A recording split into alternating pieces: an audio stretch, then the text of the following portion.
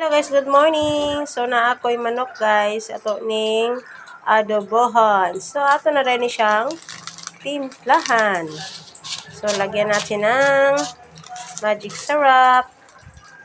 So bitchin. Ang malakasang pampalasa guys. Then lagyan din natin ng soy sauce. Soy sauce. Then i-mix natin.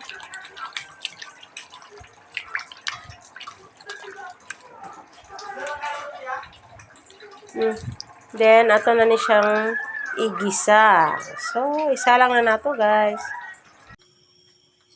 So, ato nang igisa ang mga lamas, guys. So, ayan na. Ako nang gilunod. Then, ato na siyang ukay-ukayon. Then, pagkatapos ay isunod natin og lunod ang chicken. So, ayan na. So, gimarinate na siya, guys. Kompleto na siya. Na siya yung mga ingredients.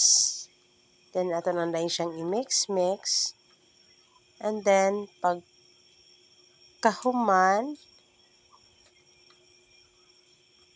ato na lang na siyang butangan og ketchup. Ketchupan nato na siya, guys, para guwafa.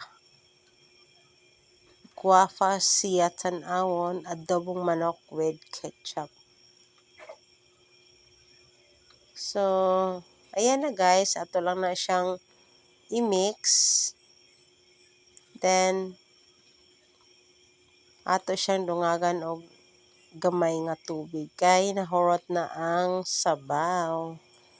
So, lami man gyud tong kuan guys nga naay sabaw. So, butangan nato siya gamay og tubig. Para na-put siya sabaw-sabaw. So, thank you for watching guys.